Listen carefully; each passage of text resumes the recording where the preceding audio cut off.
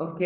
Alors, donc bienvenue. Merci pour l'intérêt que vous portez à ce webinaire sur réussir sa reconversion professionnelle.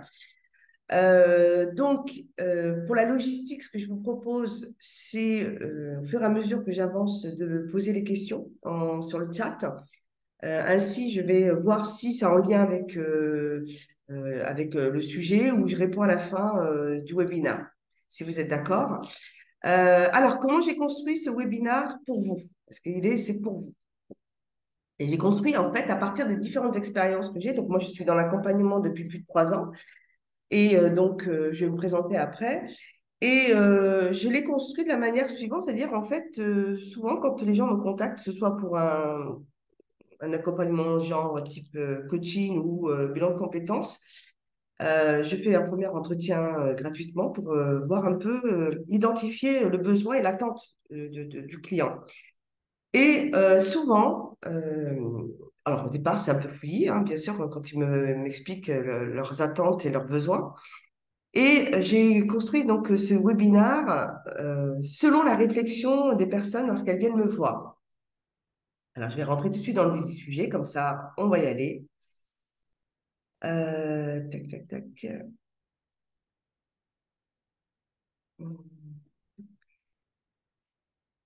Donc, je le fais, donc ce webinaire avec le Club Business Art, dont je fais partie. Donc, je suis, moi, une indépendante. Et en plus, je fais partie de la commission RH. Donc, pour votre information, je participe, donc je suis pilote sur la commission RH. Nous sommes à peu près une douzaine de personnes.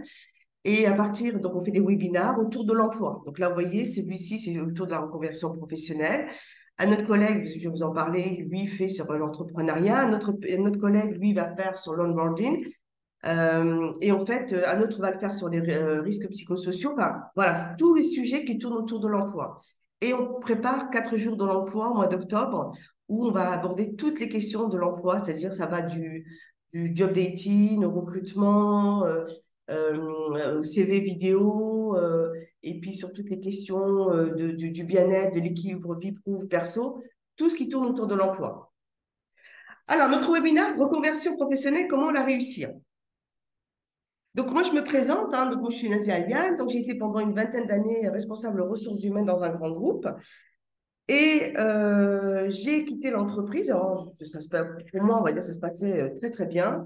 Seulement, ce qui m'a poussé à quitter l'entreprise, c'est que j'ai été confrontée à des collaborateurs, puisque j'étais manager aussi, qui se rendaient malades par rapport au travail. Ça m'avait un peu interpellée. Et ça a été tout un questionnement pendant quelques années, jusqu'au moment où j'ai pris la décision de créer ma propre société, Asia Link.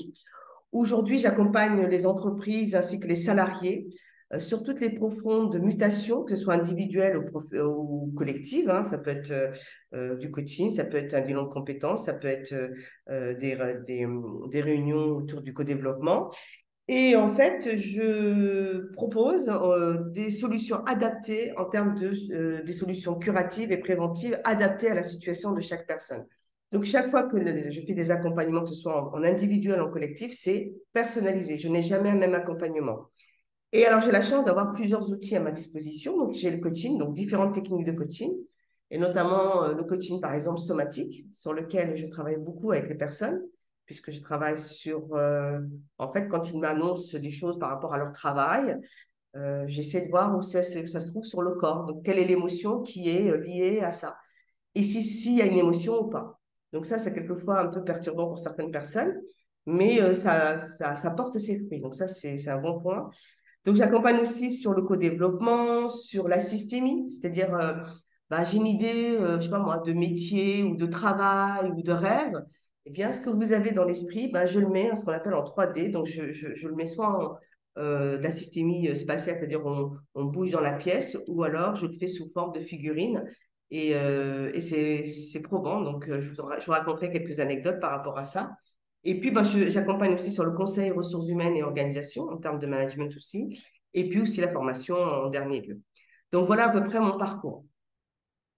Alors, le constat, je pense que vous l'avez vu, hein, ça s'est accéléré avec la crise sanitaire qui est venue faire une espèce de stop, une espèce de pause dans le travail, dans le monde du travail, et qui a mis à rude épreuve aussi bien les entreprises, les organisations, ainsi que les salariés.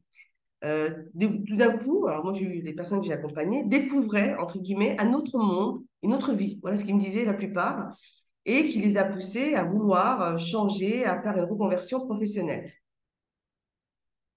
Alors, le monde du salarié en quelques chiffres. Alors, ce qu'il faudrait retenir, c'est, alors ce que je constate aujourd'hui de plus en plus, j'ai deux catégories de salariés qui viennent me voir.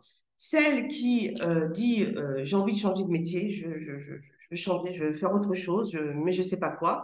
Et puis celle qui est entre guillemets contrainte, et notamment celle qui est contrainte, on va dire, soit par qui ont fait un burn-out, ça arrive, ou alors des personnes pour des raisons de santé qui sont obligées de changer de métier. Donc voilà, on a ces deux catégories de personnes. Donc de plus en plus, les personnes souffrent d'épuisement professionnel. Et là, je vais vous donner un peu quelques outils techniques par rapport à ça. Alors, pourquoi se reconvertir? Parce que plus de 60% des actifs sont prêts à passer le cap pour plusieurs raisons. Alors, il y a trouver du sens, c'est le premier motif, hein, 53%. Améliorer l'équilibre vie pro et perso, c'est quelque chose qui revient systématiquement.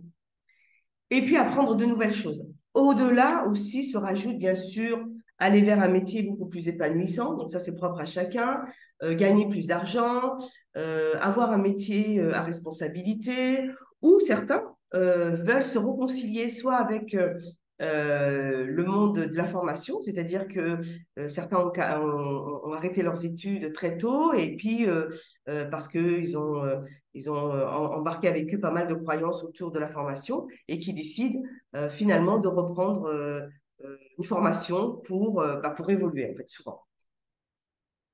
Alors, quand on a une reconversion professionnelle, donc je pense que vous en entendez beaucoup parler autour de vous, je vous donne quand même quelques conseils. Le premier, pas de précipitation.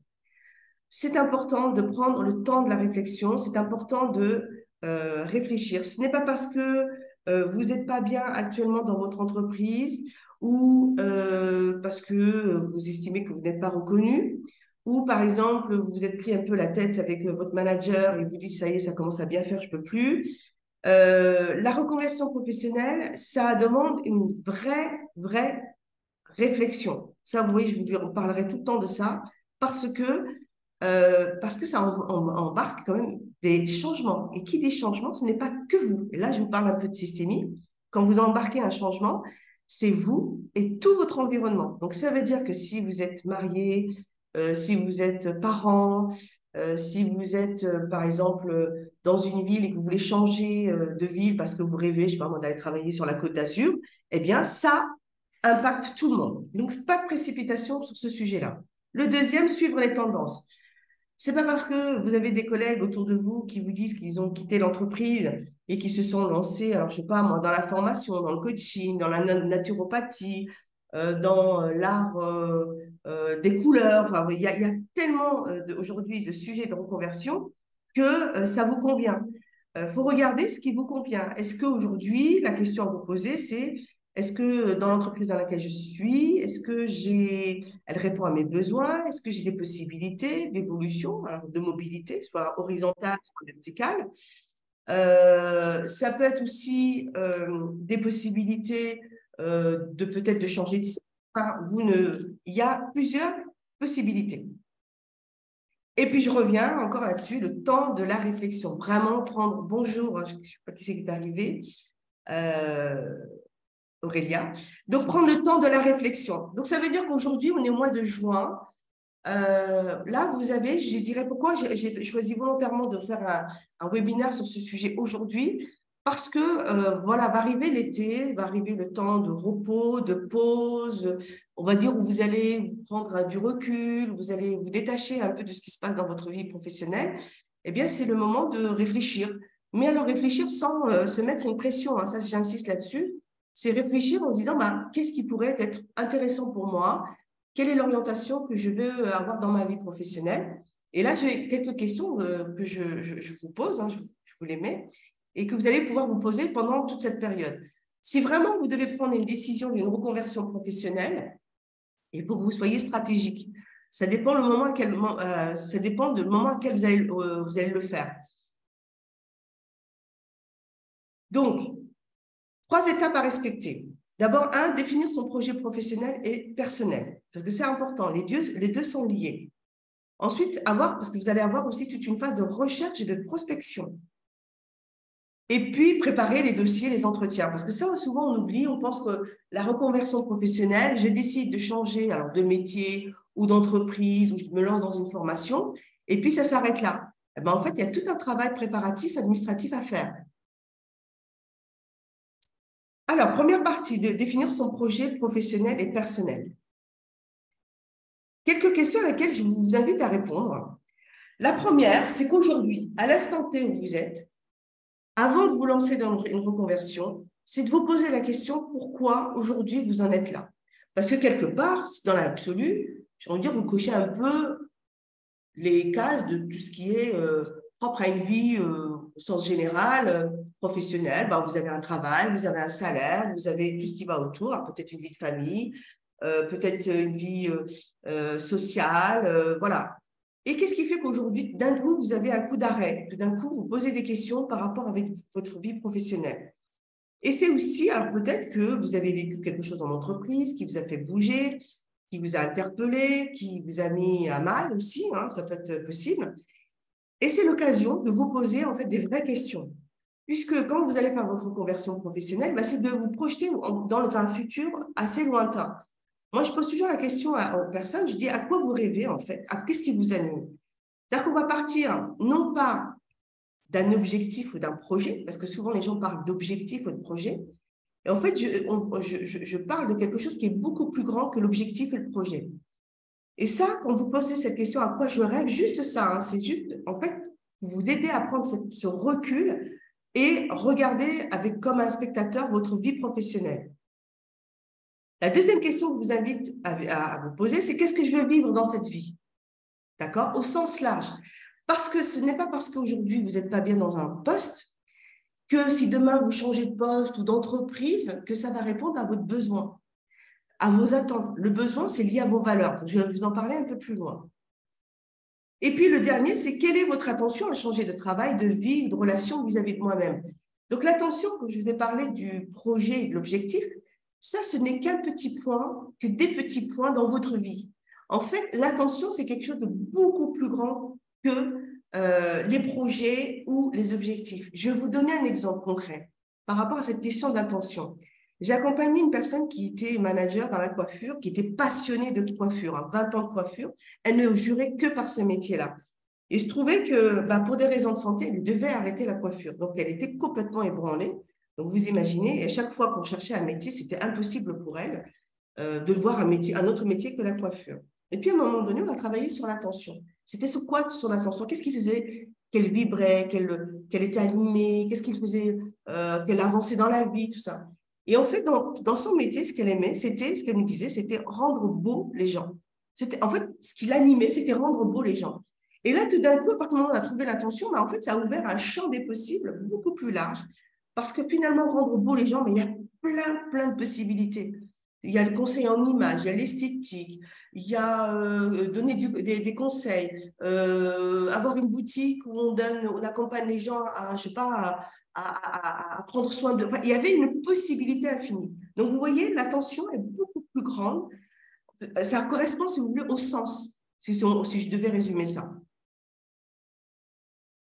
Alors, si votre projet, aujourd'hui, vous dites que je veux arrêter, je veux changer, je veux faire autre chose, je veux me réorienter, enfin bref, il y a plein de questions autour du travail, du monde du travail et puis votre vie professionnelle, je vous donne 2 outils de coaching pour vous aider à réfléchir. Le premier, ça s'appelle la détection des talents. C'est une technique juste de questionnement que je vous invite à faire vous-même. Je vous explique un peu plus loin. Et puis l'ikigai. L'ikigai, je ne sais pas si vous connaissez pour certains. L'ikigai, c'est l'équilibre. C'est qu'est-ce qui fait qu'aujourd'hui, je me sens pleinement en équilibre dans ma vie, que ce soit pro, perso, famille, amicale, intimité, couple, hein, si vous voulez. C'est trouver le fameux ikigai, c'est le centre, c'est l'équilibre de tout.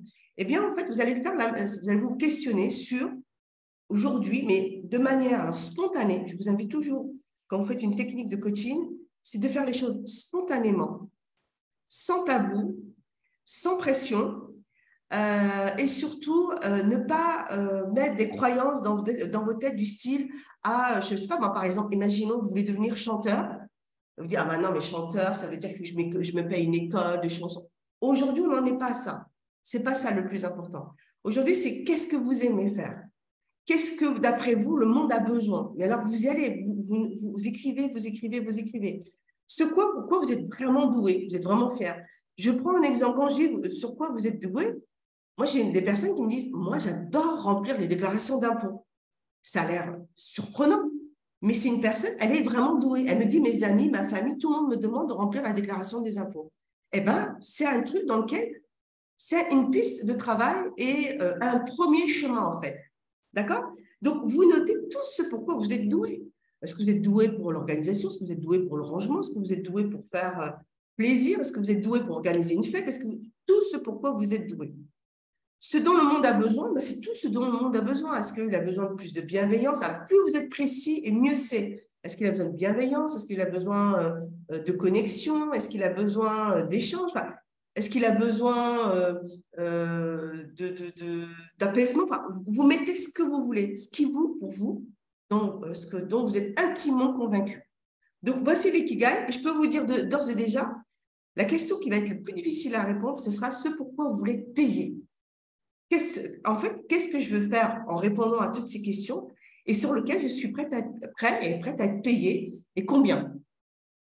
C'est intéressant d'évaluer sa valeur, on va dire, financière que vous estimez être une valeur pour vous. Ça, c'est important. La détection des talents, si vous vous posez quelques questions, vous prenez une feuille blanche, c'est pareil, vous dites qu'est-ce que disent les autres de moi? Qu'est-ce qu'ils disent de vous? Je suis gentil, je suis curieux, je suis bout en train, je suis organisée, je suis à cheval sur les règles, je suis ponctuelle. Vous voyez, toutes ces choses qui sont pour vous, ce qu'on dit sur vous. Qu'est-ce qu'on disait de vous quand vous étiez jeune? Qu'est-ce que vous aimez faire? Qu'est-ce qui vous semble facile de faire? C'est-à-dire, qu'est-ce qui pour vous est presque naturel à faire? Quel savoir j'ai l'impression de posséder depuis toujours? Alors ça, cette question, souvent les gens, quand je la fais, butent là-dessus. Savoir, on entend par presque connaissance. Qu'est-ce que je sais pas, je connais la mythologie grecque. C'est un truc, voilà, je connais la mythologie grecque. Le fait de connaître la mythologie grecque, ça me permet d'avoir une vision, par exemple, plus ouverte, plus sensuelle, plus, voilà, d'accord? Et puis comment dire, plus haute. Voilà, ça me permet, voilà, c'est pas un hasard. Et du coup, je suis capable de faire sans fatigue. Ça veut dire qu'est-ce que je fais où je n'ai pas l'impression de travailler. Voilà. Ça va, vous me suivez ou c'est OK pour vous?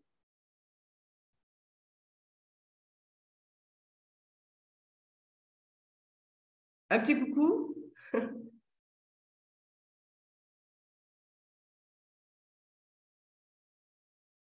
Est-ce que c'est OK pour vous jusque-là? Je ne vous entends pas.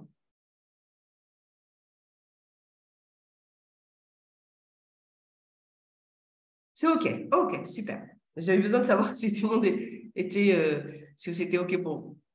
Alors, on continue. Hop. Est-ce que je suis là-dessus?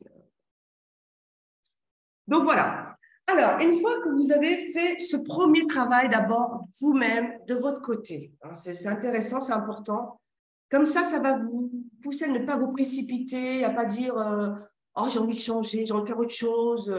Déjà, commencez à vous questionner, parce qu'en fait, quand vous faites une reconversion professionnelle, le questionnement, il est d'abord sur vous. Alors, souvent, on pense que c'est l'extérieur qui est concerné. C'est parce que je me sens pas bien, ou j'aime pas, ou je veux faire autre chose, ou j'aspire à autre chose. Mais d'abord, c'est vous. Le questionnement, il part de vous. C'est pourquoi aujourd'hui, vous allez faire entamer cette reconversion professionnelle si vous allez jusqu'au bout. Alors, se faire accompagner. Donc là, je vous donne les outils pour vous faire accompagner. Donc, premièrement, je ne sais pas si certains d'entre vous ont commencé à rencontrer ce qu'on appelle un CEP, un conseiller en évolution professionnelle. Je vous ai mis le lien, puisque je vous enverrai cette présentation. C'est gratuit, c'est des personnes qui sont à votre disposition. Vous prenez un rendez-vous avec elles. En ce moment, il me semble qu'il y a un mois d'attente. Les personnes que j'accompagne actuellement, il y en a certaines, je les ai invitées à prendre quand même un contact avec un conseiller en évolution professionnelle. Pourquoi c'est important? Parce que eux, ils vont vous donner toutes les orientations, les outils, vous parler des possibilités que vous avez d'accompagnement, même si je vous les donne là aujourd'hui, mais ils vont vous parler aussi de transition pro. Ça, c'est important si jamais vous envisagez de faire une formation. Et puis, vous donnez aussi des personnes à rencontrer. Donc, ça, c'est intéressant. C'est un entretien d'une heure et demie, reconductible, hein, ça dépend des personnes, et ça vous permet déjà de poser vos premières bases. Donc, déjà, si vous avez déjà fait la première phase où vous vous questionnez sur vous, sur ce qui vous fait rêver, vous titille, vous donne envie d'aller de l'avant, de vous mettre en mouvement, déjà, vous arriverez devant le conseiller en évolution professionnelle, déjà un peu plus clair dans votre tête. D'accord? Ensuite, réaliser un bilan de compétences. Alors, pourquoi? Pour repérer ses points forts et ses aspirations, faire le point sur son parcours et ses expériences. Moi, je dis ses parcours, donc perso, rêve d'enfant. Moi, quand je fais un bilan de compétences, on balaye toutes les questions, notamment sur qu'est-ce qui fait que vous aimez faire ça plutôt que ça et pourquoi. Qu'est-ce qui fait que vous avez choisi ce métier-là? Est-ce que c'est vous qui l'avez choisi? Est-ce que c'est votre famille? C'est quoi votre histoire familiale? Est-ce que dans votre famille, on est plutôt entrepreneur? Est-ce qu'on est plutôt, par exemple, des personnes qui aiment travailler dans le salariat? Vous voyez, il y a toutes ces influences qu'on peut avoir sur sa vie professionnelle, ses parcours aussi, sa vie scolaire aussi. Qu'est-ce que vous êtes? Je monte très, très loin, hein. Comment vous étiez à l'école, comment vous étiez, est-ce que vous aviez des amis, est-ce que vous étiez plutôt discret, est-ce que vous étiez bien à l'école, est-ce que ça se passait bien avec vos professeurs? Vous n'imaginez pas le nombre de personnes que j'ai qui, à 45, 50 ans, sont influencées, par exemple, par le monde scolaire. Ils me disent, à 7 ans, cette professeure-là m'a dit cette phrase. Voilà. Et donc, c'est intéressant parce que pour certains, ça les bloque totalement dans leur carrière professionnelle parce qu'ils n'osent pas y aller. Parce qu'à 7 ans, cette professeure-là a dit tu parles pas assez fort. C'est la personne en question, c'est une personne de 45 ans qui avait un poste, qui avait réussi à faire des études, qui avait un bon métier, voilà, et qui est resté bloqué sur un professeur qui lui a dit tu ne arriveras pas parce que tu ne sais pas te mettre en avant. Et moi, je travaille là-dessus en me disant, mais comment une personne qui n'arrive pas à se mettre en avant arrive à faire des études, à réussir ses diplômes, à avoir un métier à responsabilité, un bon salaire, construire une maison, construire une famille? Voilà, vous voyez? Je ramène à la vraie réalité de ce qui est en fait. Donc ça, je travaille pas mal dessus. Réaliser le portfolio des compétences, ça c'est très, très important. Et ensuite, il y a toute la partie enquête métier. On va rencontrer des professionnels, on va travailler les différents métiers et concrétiser le projet par la suite. Alors, je tiens à dire sur bilan de compétences, les personnes qui font des bilans de compétences, ce n'est pas des Madame Irma. Hein. Ils ne sont pas en capacité de vous dire, de par votre parcours, moi, je pense que tel métier vous irait. Ce n'est pas possible. C'est beaucoup de travail de votre part, puisqu'en fait, dans les bilans de compétences, il y a une partie en présentiel et puis vous avez une partie en interséance. Et en fait, les parties en interséance sont beaucoup plus importantes, aussi importantes, je dirais, que les parties en présentiel. D'accord? Pour réaliser votre bilan de compétences, eh bien, vous savez, vous avez pléthore de consultants. Moi, je vous invite déjà à un consultant, si jamais vous prenez un contact avec un consultant, en général, normalement, il doit vous proposer un entretien gratuit, d'accord? Au moins entre une demi-heure, trois quarts d'heure et une heure, on va dire. Regardez son parcours aussi. Qu'est-ce qu'il a fait auparavant, si ça correspond à ce que vous voulez, par rapport à votre fonction, votre statut, s'il est en capacité de répondre à vos besoins, d'accord? Donc ça, c'est important de faire votre propre recherche ou de faire travailler le bouche à oreille. Ensuite, réaliser un coaching professionnel aussi, c'est pour identifier les ressources, les soutiens, ça c'est important, et surtout, c'est identifier les valeurs. Alors, pourquoi les valeurs? Parce que les valeurs, c'est ce qui fait votre ADN psychique. c'est ce qui fait que vous rayonnez vers l'extérieur. Et c'est ça qui va vous aider lors des entretiens, lors de vos relations professionnelles avec vos collègues. Alors moi, je consacre par exemple par exemple dans les bilans de compétences, quand je fais les bilans de compétences, je consacre une séance de 2 heures entièrement sur les valeurs. Et c'est surprenant ce que peu de gens savent quelles sont leurs valeurs. Si moi, la valeur respect, je demande tout le temps de me donner la définition, je ne demande pas la définition du Larousse, parce que la notion de respect, ben, nous sommes là plusieurs personnes, et bien chaque personne va avoir sa propre définition du mot respect. Donc, je vous ai pris une valeur universelle, universaliste. Donc, qu'est-ce qui fait que moi, je suis très, très à cheval sur le respect? Et comment ça impacte mes relations, que ce soit personnel, professionnel, et même vis-à-vis de moi-même? Le respect, est-ce que c'est quelque chose qui me rend heureuse ou pas? Est-ce que c'est quelque chose qui me met une pression ou pas? Vous voyez? Donc, c'est hyper important de travailler sur les valeurs. Et ensuite, on travaille sur les blocages pour aider à cibler le projet professionnel et être aligné soi-même. Alors, les blocages, c'est tout ce qui est croyance, c'est tout ce que vous avez emmagasiné depuis tout petit. Hein. Comme le professeur qui dit le fait que tu ne te mettes pas en avant, tu ne pourras pas réussir. C'est par exemple le monde appartient à ceux qui se lèvent tôt. C'est ceux qui ont mis par exemple dans leur tête je suis nul en maths. Là, pareil, on déconstruit. Donc là, moi, j'utilise par exemple des outils de PNL où on déconstruit un schéma de pensée, parce que derrière le schéma de pensée, il y a un schéma comportemental, et on reconstruit un nouveau schéma de pensée et comportemental. Quand on dit je suis nul en maths, par exemple, eh bien, on va travailler pour dire que ce n'est pas une identité d'être bon ou mauvais en maths. D'accord? Je suis en difficulté ou mon fonctionnement fait que je ne partage pas, par exemple, les mathématiques. Mais par contre, vous allez adorer faire du contrôle de gestion. Parce que ça aussi, il faut le savoir. Il y a des gens qui me disent, je suis nulle en maths. Mais quand je discute avec eux et qu'ils me disent, ils adorent faire les comptes, ils adorent gérer l'argent, ça n'a rien à voir avec les maths. Les maths, c'est une chose. Savoir gérer les chiffres, c'est une autre chose. D'accord? Et quand je leur dis, mais quelquefois, j'identifie chez vous, vous verrez bien dans le contrôle de gestion. Ah non, non, non, non, non, je suis mauvais en maths. Ah non, mais ça n'a rien à voir. Ce n'est pas parce que vous êtes mauvais en maths, enfin, ce n'est pas parce que vous aviez, je sais pas, 2 de moyenne en maths au bac, que ça veut dire que vous êtes mauvais avec les chiffres. Vous n'êtes pas à l'aise avec les chiffres. C'est quelque chose d'important. Donc voilà, vous avez ces 3 types d'accompagnement. Vous choisissez celui qui vous convient le plus. Alors, lever des blocages, ce qui est important en coaching professionnel et même en bilan de compétences, on le fait, c'est on va chercher vos obstacles. Ça, c'est important si vous voulez vous mettre en mouvement vers votre projet professionnel. Et on va le déconstruire pour le transformer en ressources.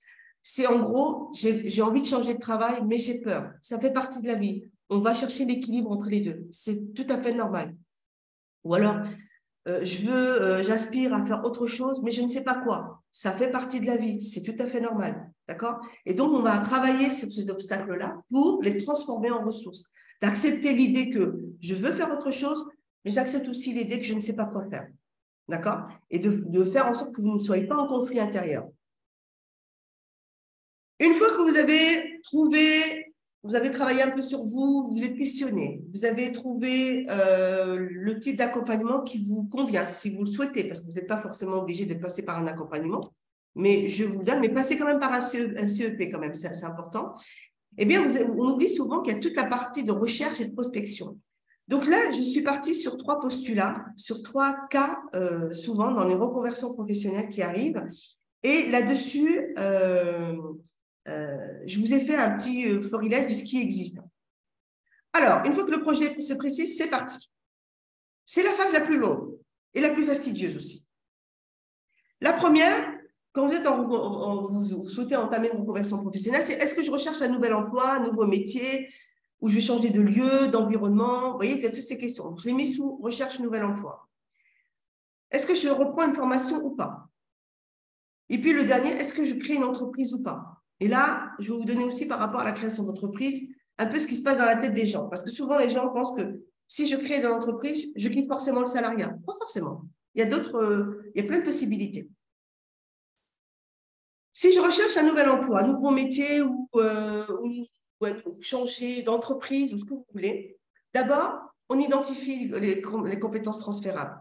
Ça, là, j'ai envie de dire que vous aurez besoin de quelqu'un pour vous aider. Parce que là, il faut que vous compreniez faire le point de toutes vos compétences, de ce que vous savez faire. Ça va de je sais organiser un planning à je sais organiser un pot de départ, quoi. Donc, vous voyez, il y a une large palette, il y a tellement de possibilités et on le fait sous forme de verbe d'action.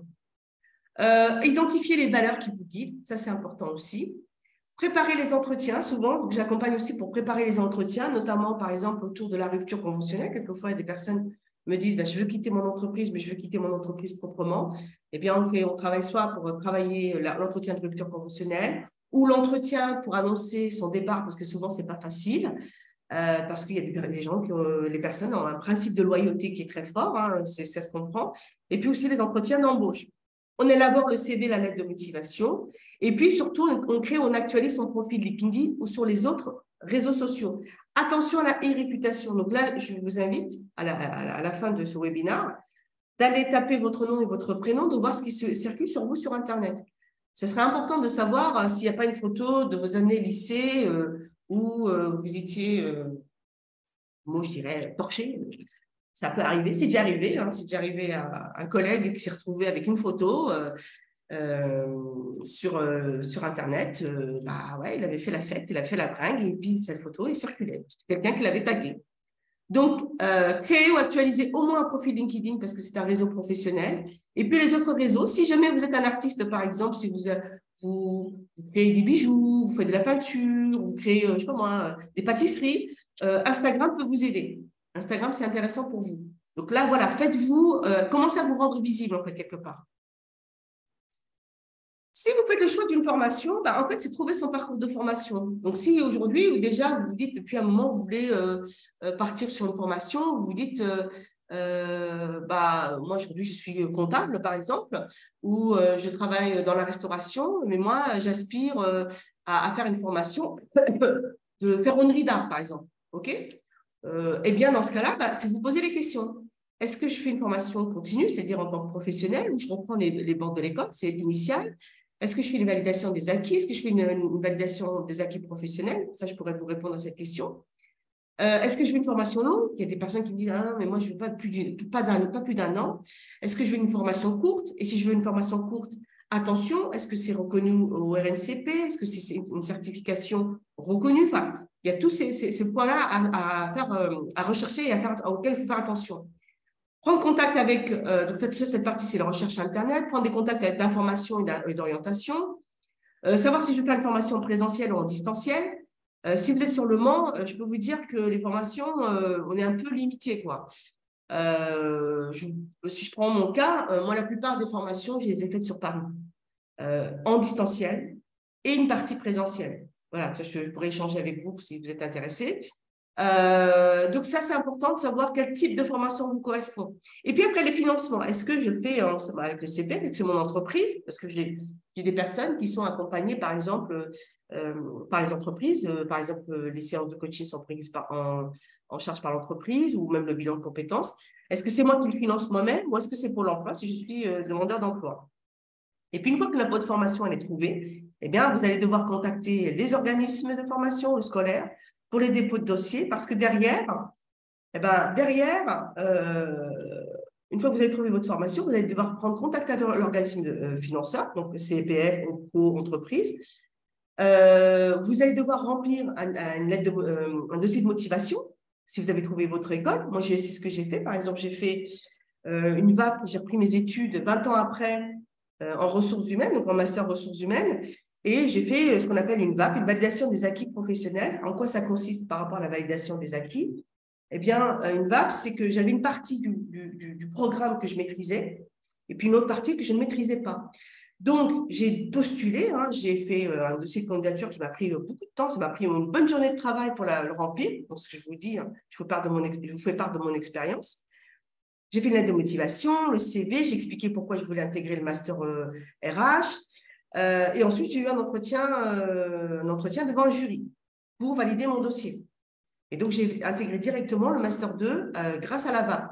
Donc ça, vous pouvez le faire si vous avez les compétences, entre guillemets, une partie des compétences d'un programme que vous maîtrisez, parce qu'on part du principe que vous n'aurez pas les travailler et qu'il vous reste que l'autre partie à travailler. Donc, c'est intéressant. Et donc, voilà, souvent, vous avez des entretiens avec des jurys. Hein, quelquefois, c'est une personne, quelquefois, c'est 3 personnes. J'ai eu des fois où j'étais devant un jury, devant 3 personnes. Et là, le CEP peut vous aider pour la transition pro, d'accord? Pour la prise en charge, si vous êtes salarié, pour la prise en charge. Là, au mois de juin, si jamais vous avez l'envie de faire une formation, soit vous faites une formation courte et certifiante, donc je dirais moins de 6 mois, ok, c'est encore possible. Mais si vous voulez faire une formation diplômante, c'est-à-dire qui est sanctionnée par un diplôme, là, pour le mois de septembre, ça va être vraiment très, très, très juste. Ça, je préfère vous le dire. Ou alors, sauf si dès que le webinaire est terminé, tout de suite, vous prenez contact avec Transition Pro, vous montez votre dossier, vous le déposez et vous avez déjà l'école ou l'organisme de formation. Mais bon, c'est un peu juste. Moi, je me rappelle avoir été acceptée au mois de septembre, mais j'avais monté mes dossiers, je les avais montés au mois d'avril. D'accord? Mais ça ne vous empêche pas d'avoir cette information, de vous préparer, par exemple, pour l'année prochaine. Parce que souvent, des fois, j'accompagne les salariés en leur disant, mais intégrer dans votre organisation une partie transition. C'est-à-dire, tiens, je me prépare maintenant pour que je n'ai pas à courir derrière, à monter mes dossiers, à me renseigner, et je vais être prêt, par exemple, pour septembre 2024. Je prends un cas comme ça. Si vous choisissez la création ou la reprise d'entreprise, eh bien, c'est quel accompagnement? Qu'est-ce que je dois faire? Comment je dois me préparer? Comment je travaille? Alors, rebranding, c'est mon image de marque. Quelles sont les différentes étapes de la création? Est-ce que j'ai préparé mon business plan? Donc, en gros, ce qu'il faut faire, c'est diagnostiquer et valider votre activité, donc avoir déjà une bonne connaissance du marché, connaître votre cible, vos clients, préparer tout ça, travailler sur votre image de marque. Alors ça, c'est intéressant parce que quand j'accompagne les créateurs d'entreprise, donc ceux qui d'un coup se dirigent vers la création d'entreprise, et quand je leur pose la question, la première question que je leur pose, c'est pourquoi avoir créé la marque? Alors là, vous mettez ce que vous voulez, hein, votre marque, ou même votre nom, votre prénom. Alors d'abord, je leur dis pour vous. Donc là, ils commencent déjà à cogiter. Et puis quand je dis pour les autres, et là, hop, déjà commence à apparaître le blocage. Je dis oui, pourquoi vous créez votre marque pour les autres? Qu'est-ce qui s'apporte pour les autres? Et donc déjà, rien que ces deux premières questions, ça nous prend bien une bonne demi-heure parce que déjà, c'est déjà pas clair dans l'esprit des gens. Et je leur dis après, je dis, vous savez que j'ai encore une 50aine de questions à travailler avec vous sur l'image de marque. Là, quel est votre type de client? Qu'est-ce qu'il est? Qu'est-ce qu'il aime? Où est-ce qu'il est? Est-ce qu'il travaille? Est-ce qu'il ne travaille pas? Est-ce qu'il est en ville? Est-ce qu'il est à la campagne? Est-ce qu'il a, quel âge il a? Est-ce qu'il a une vie de famille? Est-ce qu'il est sur les réseaux sociaux? Vous voyez, toutes ces questions-là pour donner une image à votre cible, à votre client. D'accord? Préparer le business plan, donc ça c'est aussi après. Donc ça, souvent les gens commencent par le business plan avant de commencer par l'image de marque. On commence par l'image de marque. Pourquoi je fais ça aujourd'hui? Pourquoi je crée mon activité? Et après, on vient le business plan. Quels sont les investissements dont je vais avoir besoin? Le statut juridique vient en dernier lieu. D'accord? Ce n'est pas le plus important. Le statut juridique, c'est après. Et ensuite, préparer son lancement d'activité, la prospection, les contacts, comment on crée du réseau. Alors moi, par exemple, je suis un exemple même. Il y a 3 ans, je suis revenue dans la Sarthe, parce que je suis originaire de la Sarthe, mais j'ai vadrouillé en France pendant 15 ans.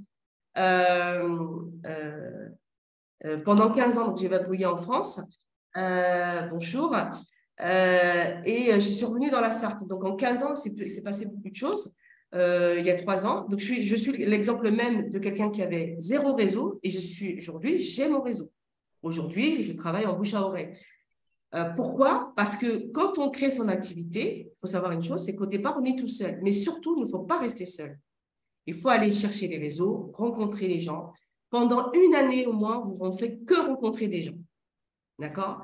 Et en fait, imaginons que votre activité, vous la voyez là, votre entreprise, au fur et à mesure de vos rencontres avec les gens, eh ben, en fait, vous faites évoluer votre entreprise différemment. Et puis d'un coup, le chemin n'est plus le même. Et puis, vous allez avoir un chemin différent. Et donc, ça, c'est important. D'accord? Et puis, travailler son image sur les réseaux sociaux. Donc, ça, c'est aussi important. Un webinaire est prévu le 29 juin à 11h30 sur l'entrepreneuriat, si vous êtes intéressé, au sens large. C'est préparé par mon collègue Xavier Delaunay, qui fait partie aussi de la commission RH au sein de Club Business Sarthe. Donc là, vous voyez, je vous ai mis à peu près toutes les étapes pour la création d'entreprise. Alors, pour résumer, prendre le temps de la réflexion, c'est ce que je vous ai invité à faire depuis le début, d'accord? Donc, dans un premier temps, vous allez d'abord chercher à comprendre pourquoi vous voulez faire une reconversion professionnelle. Qu'est-ce qui est venu vous titiller? Qu'est-ce qui se passe en vous actuellement? Laissez vos ressentis remonter. Hein. Je sais pas, je me sens pas bien, je rêve d'autre chose, je me sens limitée, j'ai pas l'impression d'être au top de mon potentiel. Vous voyez, laissez, voilà, laissez et notez. Notez. Bonjour. Bonjour Thierry. Ensuite, poser les bases de son projet professionnel et personnel, d'accord? Se faire accompagner si besoin, soit si vous vous sentez de le faire tout seul, ben faites-le tout seul. Si vous sentez le besoin de vous faire accompagner, ça se trouve, vous allez vous lancer tout seul, mais vous aurez besoin de vous faire accompagner plus tard, donc c'est pas impossible. Et puis, se préparer pour une phase administrative, parce que ça, souvent, on l'oublie. Hein. On part avec l'idée de dire, ouais, je vais faire quelque chose de super, j'ai un super projet, je suis hyper content. Sauf qu'il y a toute la partie phase administrative qui est la moins marrante. Donc, voilà, donc ça, c'est important. Voilà pour la présentation que j'avais à vous faire. Est-ce que vous avez des questions par rapport à la présentation que je viens de vous faire?